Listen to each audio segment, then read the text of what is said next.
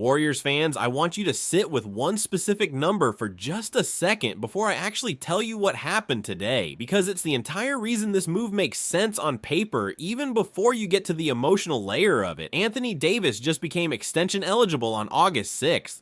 And instead of Washington opening real conversations with a 10-time All-Star the moment he hit that date, Josh Robbins of The Athletic reported the Wizards deliberately pushed any meaningful extension talks to the 2026-27 season itself, refusing to commit anything now. That is about as loud a signal as a front office can send without saying it out loud. We are not sure we want to marry this.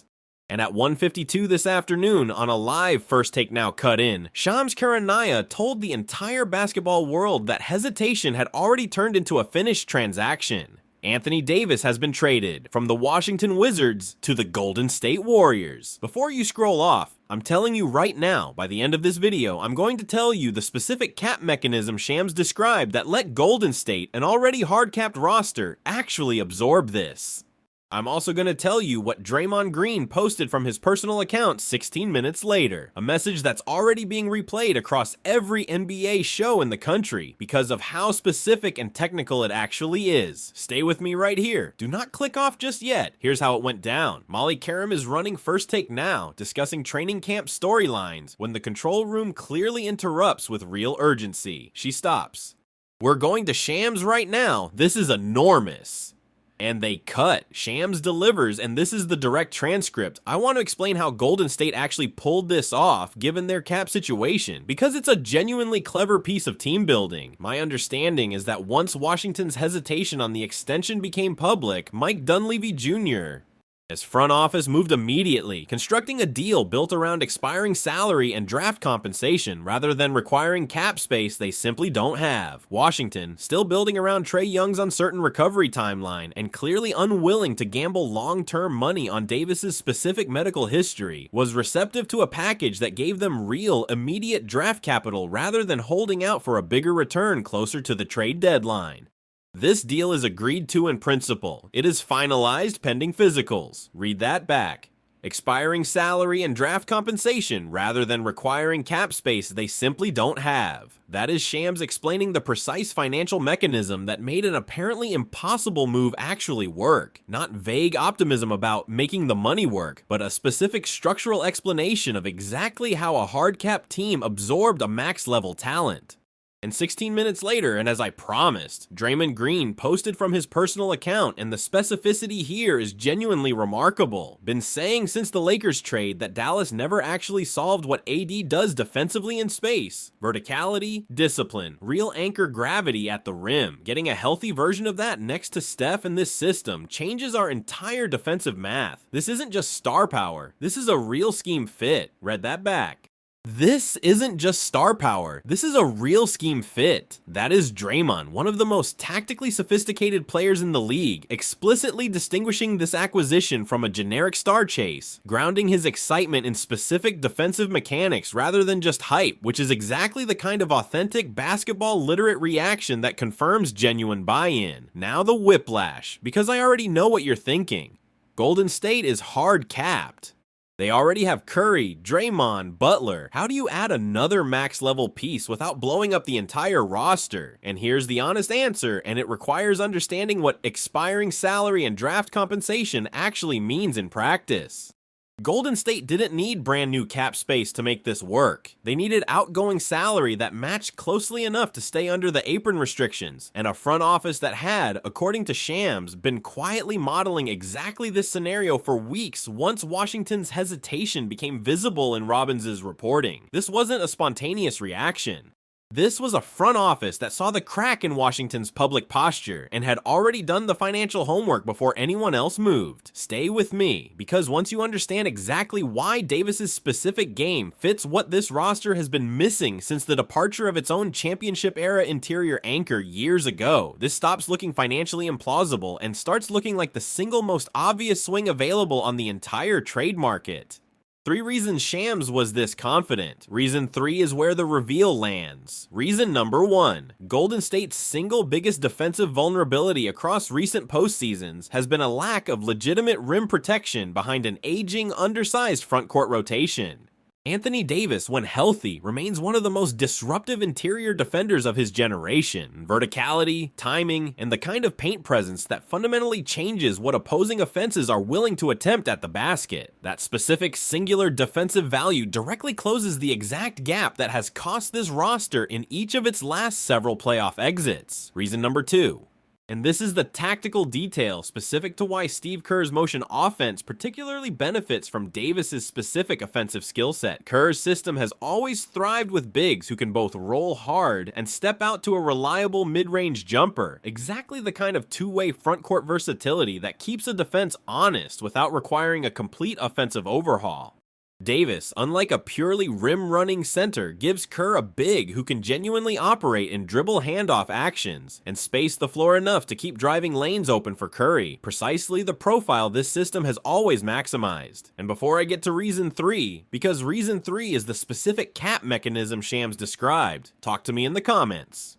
Warriors fans, real question. Does Davis's extensive injury history worry you enough to overshadow what would be a genuinely elite two-way fit next to this specific core? Go. Reason number 3, the mechanism. Ready? Built around expiring salary and draft compensation, rather than requiring cap space they simply don't have. Read that back. This is precise technical capology. Shams explaining that Golden State used matching outgoing salary rather than any cap exception, meaning this trade genuinely respects the hard cap restrictions this roster operates under, rather than requiring some creative workaround that wouldn't actually be legal under the current apron rules.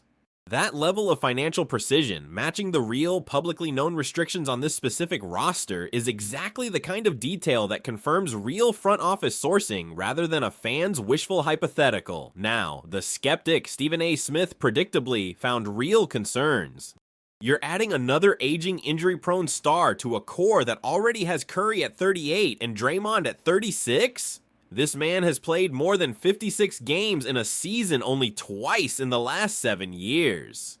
At some point, you're not building a championship roster, you're building a hospital ward with championship banners on the wall. And listen, Stephen A. His concern about compounding age and injury risk across this specific core is completely legitimate and grounded in real, documented history for all 3 players involved. But here's the counter, and it's specifically about role rather than raw accumulation of risk. Davis is not walking in to be a 36-minute-a-night workhorse. He's walking into a system that has consistently, successfully managed exactly this kind of veteran workload for Curry and Draymond for years, using load management and situational deployment as a core organizational philosophy rather than an afterthought. Golden State, of every roster in this league, has the most institutional experience managing exactly this specific kind of risk profile. And that specific organizational track record is exactly why this front office felt comfortable moving on a player other teams might have viewed as too fragile a bet to make. Here's the part of this story with real weight to it. Anthony Davis has spent his entire career being one of the most singularly dominant two-way bigs of his generation, and has exactly one championship to show for it, one in the bubble alongside LeBron James. Every subsequent chapter, the later Lakers years, the brief injury-marred stint in Dallas, the asset collection detour through Washington, has been defined by talent that kept getting interrupted by health rather than fully realized. Walking into a genuinely stable, championship culture organization with real, proven infrastructure for managing exactly his specific risk profile represents perhaps his clearest remaining path back to serious title contention. But I owe you the honest risk. Davis's injury history is real and extensive, spanning multiple unrelated body parts across recent seasons, and no amount of careful load management fully eliminates that risk heading into a genuine championship push. A left adductor strain that cost him significant time in Dallas. Ligament damage in his hand that ended his most recent season early. A detached retina requiring surgery before that. This is not a single isolated concern a medical staff can build one specific management plan around. It's a genuinely broad pattern across different parts of the body. And that pattern is exactly what any honest evaluation of this move has to sit with rather than talk around. Let's actually go deeper on Washington's side of this, because understanding their real motivation clarifies why this specific timing makes sense. This is a front office that also acquired Trae Young last season, another oft-injured star who has not played since December. Washington was never building a conventional immediate contender this year. They were collecting high-ceiling, discount-priced talent while genuinely uncertain about their own timeline, planning to make real decisions once actual data came in. The extension eligibility date was always going to be the first real fork in that road, and Washington chose to keep its flexibility rather than commit. It's also worth remembering how Davis originally got to Washington in the first place. An 8-player blockbuster out of Dallas built specifically to maximize the Mavericks' flexibility around Cooper Flagg. With Davis functioning less as a core piece Washington was building an identity around and more as one asset among many collected in that trade, alongside Jaden Hardy, D'Angelo Russell, and Dante Exum. When you understand him as an asset acquired opportunistically rather than a specifically targeted cornerstone, moving him again for further assets the moment a real offer appears fits the pattern of everything this front office has done since the moment they got him. Let's also talk about what Golden State's front office reportedly modeled internally before making this move. According to Shams, this wasn't a reactive scramble. Dunleavy's staff had been quietly tracking Washington's public hesitation for weeks, essentially pre-building the exact trade framework that would work within Golden State's specific apron restrictions the moment Washington's willingness to move became clear. That's the kind of scenario planning discipline that separates front offices capable of capitalizing on sudden opportunities from those that simply react after the fact. Let's also talk about the human side of this transition for Davis himself, because I think it's genuinely relevant to how this actually plays out on the floor. This will be his 4th organization in under 2 years, following the original Lakers to Dallas earthquake trade, the subsequent Dallas to Washington deal, and now this move to Golden State. That kind of instability, bouncing between rosters, systems, and cities in rapid succession, is not nothing for a player already managing a complicated injury history. There's a real adjustment cost, physically and mentally, to constantly having to learn a new system, build new chemistry, and prove himself again in a new locker room. Golden State's specific culture, built around continuity, veteran leadership, and genuine stability at the top with Kerr's long tenure, might actually be exactly the kind of grounding environment a player who's been shuffled around this much genuinely needs at this stage of his career. Let's dig into the fit even further, because I think there's real tactical nuance worth spelling out beyond the general rim protection framing. Golden State's defense, at its absolute best under Kerr, has always relied on aggressive, high-pressure perimeter defense that funnels ball handlers toward a trusted rim protector behind it. For years, that role belonged to a rotating cast of undersized or aging bigs forced to overachieve positionally. Davis, at his healthy peak, is exactly the kind of legitimate last line of defense that makes that entire aggressive scheme sustainable across a full, grueling playoff run rather than something that gasses out by the second round. Offensively, I also want to highlight something specific about spacing that I think gets lost in the broader discussion. Davis's mid-range game, when he's engaged and healthy, is genuinely elite for a player his size. Not a stretch shooter exactly, but a reliable enough face-up scorer from 18 to 20 feet that defenses cannot simply sag off him entirely, which keeps driving and cutting lanes open for both Curry and the rest of Golden State's constant movement offense. That specific quality, a big who commands just enough defensive attention without needing designed plays run for him, is precisely the profile Kerr's system has always been built to exploit best. Let me also address the timing question directly, because I think it matters enormously for how much credibility to assign this entire report, and for understanding the competitive pressure both sides were actually operating under. Why would Golden State move on this in early August rather than waiting to see how Davis actually performs to open the season, or waiting for the trade deadline when more information is available? The honest answer is that a genuine, elite two-way talent becoming available on a value-based trade almost never lasts long on the open market once word gets out, and a front office with real conviction about the fit doesn't wait around hoping the price gets better. Every extra week this sits unresolved is another week for a third team. Miami, Cleveland, any number of contenders still trying to finalize their own frontcourt questions to swoop in with a competing offer. Moving fast, the moment the crack in Washington's posture became visible was exactly the correct competitive instinct here, and it's consistent with how contending front offices with real institutional discipline tend to operate when a genuine opportunity appears rather than a manufactured one.